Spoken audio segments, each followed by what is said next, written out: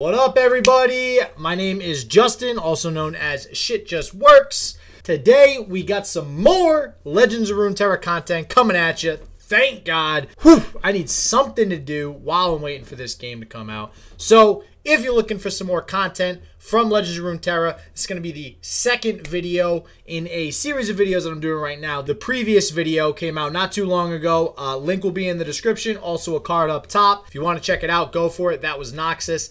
Today, we will be going over P&Z, also known as Piltover Zaun. Pretty excited about it. So, without further ado, let's get into it.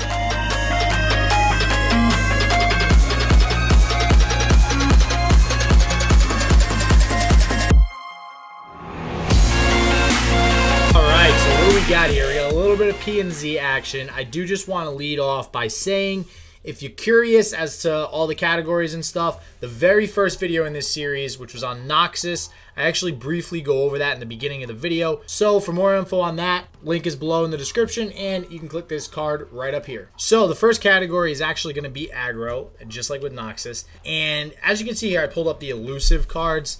This is really what makes P&Z aggressive at all, is the use of the elusive ability, combined with a lot of their spells that they have, with Ezreal as an example, being able to elusively attack, grab you a 2 damage spell, throw it at their face. So spell-wise, they're decently aggressive, but overall, they're not meant to be a very aggressive class. You have things like a Sump Dredger, which I believe, it's a 2-drop 4/3. You can discard 1 to get it out there.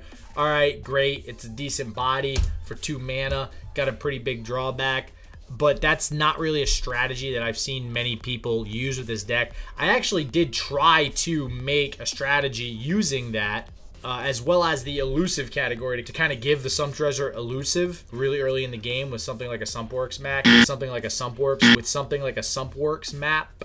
Wow, that's a hard card to say, I'm not gonna lie. And it didn't really work out that well. There is Assembly Bot, which I did see some decks floating around with that as well. When you cast a spell, grant me +1/+1/+1. So again, it's heavily reliant on the spells. So if you're constantly flinging 2 damage spells at your opponent's face, attacking with Ezreal, you can pump up this Assembly Bot a little bit. I don't think it's that great right now. So for now, P&Z is going to get a 2 in the aggro category. Next up is Control. So P&Z actually has one of my favorite control options in Thermogenic Meme. It stinks that it's slow, which is kind of unfortunate, but that usually isn't really that big of a drawback with this card. You can essentially kill anything in the game as long as you have the mana available. So I love this card. As always, if you guys are liking what you're seeing and hearing, hit that sub button. We got a lot more Legends of Runeterra content coming up in the coming weeks. Also, don't forget to smash that like button if you are getting some value out of this video. With that said, I will shut up because I know you guys are hungry for some more LOR content. There is also plenty of damage, like you got True Shot Barrage, deal 3, 2, and 1. You have Get Excited, which is a good combo card for Jinx. Discard 1, deal 3 damage. And you have the underrated Chempunk Shredder, which I personally like. I think it will be eventually good. I think it's a little underpowered because of the 4/2. To only deal 1 damage to all enemy units. I don't know. I feel like it should cost maybe like 4 mana. It'd be like a 3/2 or something like that. So overall, for Control, they're going to get a 3. They're okay. They're not great. They're kind of middle of the pack as far as Control is concerned. That Control is also able to be shifted very easily to aggro, like we were talking about, as you can target their face. Something like True Shot Barrage, you can actually target their face with True Shot Barrage. Deal 3 to an enemy, 2 to another, 1 to another. So you can't deal 6 to the Nexus, but you can deal 3 and then 2 and 1 to 2 different units. Still pretty good as far as being able to be aggressive with spells. I do expect there to be some sort of face spell deck to rise up in the meta somewhere at some point. If it's not in this first meta, maybe with the second set that they release. Next up, we got Combo. I think y'all know where this is going. Good old Teemo. Right. He's obviously my favorite combo card in the game right now. Actually, no, that's a lie. The Crimson stuff from the Noxus video. I talk about why they're my favorite. I absolutely love that combo. However, I did play a lot of Teemo. I wasn't able to get one of the memes off like some other people playing with like 500 shrooms in a deck or something like that. Nevertheless, it is still super fun. Basically, all of the Puff Cap set. So all of these work in tangent with each other. They're great. I love playing that deck. You also have Professor Von Yip, which I know a lot of people were talking about tinkering around with, no pun intended. When you summon a 1-cost ally, give it +2/+2. Pretty good effect. I can see some sort of spam low-cost unit deck coming out with him in it. Not really sure what yet. I didn't really have enough time to play around with him. And finally, for the combos, we got Heimerdinger. Good old Heimerdinger. Yeah, I don't know. I mean, I played against a deck with Heimer. I think it was like a Heimerdinger Karma deck, which was good because Karma just spits spells into your hand, and then Heimerdinger, whenever you cast spells, you get more stuff. So it seemed like it kind of worked well together. I don't know. It seemed really difficult because Heimerdinger is a 5-drop too, so it just seemed really difficult to set up. I feel like most decks would probably kill that deck before it even gets set up properly. So I don't think it's really that great. I don't think Heimer's that great right now. I think he's got potential, but until then, because he's pretty crap right now, that's one of the reasons why they're getting a 3 out of 6. All right, next category is mid-range. So yeah, again, I mean, it feels bad to be saying this, right? But I just don't feel like Piltover Zaun has a lot of good mid-range stuff. I mean, you do, so you have Jinx, right? And the thing with Jinx is that a lot of people were playing them in the Draven deck, which I did also mention in the Noxus video. Basically just hyper discard, go face, you know, try to win super quick. That's not really mid-range, obviously. That's a face deck. So I do classify Jinx as mid-range because she does have a lot of combo potential as well.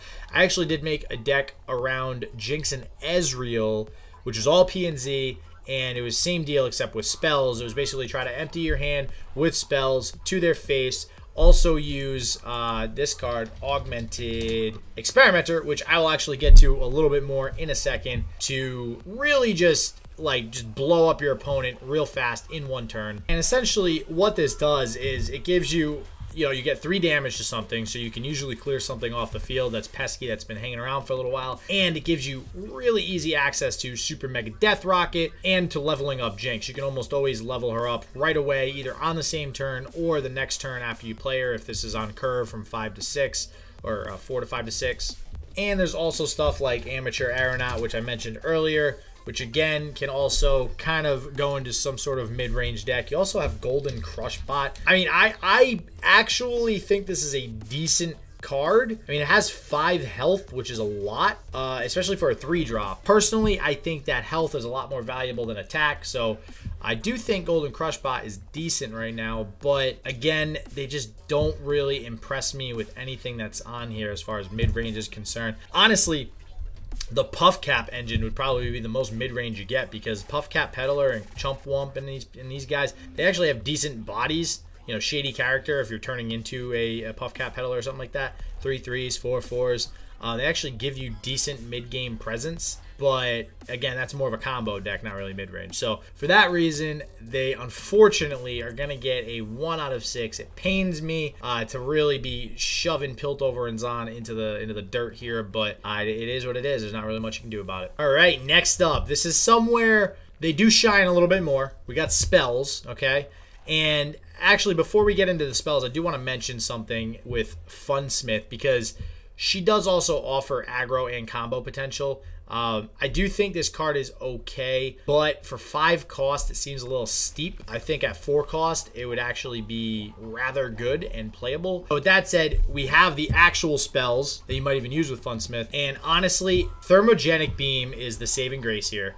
Again, we mentioned it with Control. It's a great spell. I think Mystic Shot is also decent, but mainly only because Ezreal can just shove more of them into your hand. It's not amazing. It's okay. There's a lot of combo cards. You have counterfeit copies. You do have Rummage, so you can kind of... This is the region to blow through your deck for a combo real quick. And as you they have this card down here, which is Pursuit of Perfection. You've played 20 cards with different names this game. Summon Cataclysm, which is basically this big, huge thing that kills your opponent. So, which is decent, right? But if they have something like Vengeance, it's kind of not really worth it. So it depends on what decks you're playing against. I imagine some regions would have an issue dealing with this. I don't really think anybody really even tried to build that deck from what I know. I was talking with somebody else about it on Reddit. It's just, I'm glad it's here for a joke, I guess. But anyways, we got something like Static Shock, which is decent removal as well as draw. Otherwise, I mean, there's nothing really that sticks out to be amazing. Progress Day, I do think is good, again, if there's some sort of combo deck that comes from PNZ, or even, you know, PNZ paired with another region. Drawing 3 and then reducing their cost by 1, that can lead to some pretty nasty combos, especially depending on what you reduce the cost by 1 of. So I do think Progress Day has a lot of potential, but right now it's really just used for the sake of, you know, you used your whole hand and you need more cards, especially something like the Teemo deck, right? So for now, they're getting a 3, so they're not completely crap. They're kind of middle of the pack again with the spells. Now, more specifically, the burst spells, they do have 8. So more than what Nox has had that we went over. Again, their burst spells are not really impressive. You know, the only thing I would say that's useful here is the Progress Day. And you know, I even tried working with the Sumpworks map and trying to do something with that. Rising Spell Force seems like it can be really good. 3 costs for +4 attack and quick attack. I mean, honestly, if you're doing something like a Lucian Senna deck, maybe pairing it with Piltover and Zaun might be an option in the future. I don't know. But honestly, the only thing I see useful here is Progress Day. They do have more burst spells than some of the other classes, so we're going to give them a 2 out of 6. Good old champions. All right, so Heimerdinger, Jinx, Ezreal, Teemo. I love Ezreal and Jinx's design. I love them. I think Ezreal is a great design for some sort of go face spell deck. And I love Teemo's design as well. I don't even know why I didn't say that him in the first 3. Teemo is obviously amazing. I think he's the meme of the game already, and the game's not even out yet. So I do also like how Ezreal and Teemo are elusive, which also plays to their lore in League of Legends, which is awesome, right? And Jinx, same deal, Super Mega Death Rocket. So you see, I love the design overall. Again, the Jinx Draven deck was a thing in the meta while the beta was open. So, you know, for that reason, that's basically the saving grace in this class right now for champions, is having the Jinx. Because I think she's really the most playable champion at this point, whereas Ezreal and Teemo and Heimerdinger have to kind of be in their own deck, doing their own thing. Like, the strategy needs to be around them. So, for champions, we're gonna go middle of the pack with a 3 out of 6. And next up is followers. So we got this and one other category with the power cards. So followers and units, again, I just feel so bad. It really does, going over this and thinking that basically PNZ is just not good. They don't really have great followers. All right, you have, most of them are the puff cap, right? I'm not really including those in this rating because it's its own deck. I mean, they literally are useless unless you're building a Teemo deck, right? So already from the get, most of these followers aren't really going to be useful in any other deck, or in any deck for that matter. So I've mentioned some that I've toyed with before, but here are the ones I think could actually lead to something greater. Now, bear in mind, right now, I really don't think any of these are good. You have some potential, but none of these are really going to be played or have been played much, with the exception of one, which I'll get to in a second. One of them is Parade Electorig. So shuffling copies in, I could see that in some sort of combo deck. Another is Professor Von Yip. So this is the one that I was talking about that has been played even in beta. It does seem like it has a lot of potential. It hasn't really found a deck archetype yet. We'll see, but I do think it will find a place even without, you know, another set release or anything like that. Funsmith, again, has potential. Augmented Experimenter has a ton of potential. I built the deck with it. It worked actually pretty well, and it was very fun to constantly just blow stuff up every turn. And Karina Varaza I actually played against, and it was actually a pretty neat deck to see in action. I never played with her personally, but after playing against Karina, you can see she's actually a pretty big card for the class, and I think she will be used in specific deck archetypes, maybe a control type archetype in the future. So with that said, segueing into the power cards. So for the followers and units, unfortunately, we're going to give them a 1 out of 6. Don't really see much going on here. With the power cards, for the final nail in the coffin, again, unfortunately, we're giving them a 1 out of 6. And basically because the only cards right now that I see as power cards for this class, I'm leaving Professor Von Yip out of this for now, but Augmented Experimenter and Karina. Their effects are large and in charge, I guess would be the way to put it, right? They can set off other card effects in the class. They can you know, have big effects on the field instantaneously. They're big bodies as well. Augmented, not so much big, but decent sized body. Karina, same deal, decent sized body. So I do think these are the power cards, but you know, obviously that says something that these are the power cards, because you know, these also aren't exactly amazing with what we've seen so far. So again, I do think these both have a ton of potential, and I'm excited to see if a deck archetype comes from either of them. So that is it. It's a 19 out of 54. It's not looking good for PNZ. So I am determined to find the Teemo build that makes Teemo a tier 1 deck. So that's going to be a thing. Right now, we got Noxus ahead of PNZ with the first 2 reviews, and we'll see how the next 4 go. As always, thank you for watching. I appreciate the support.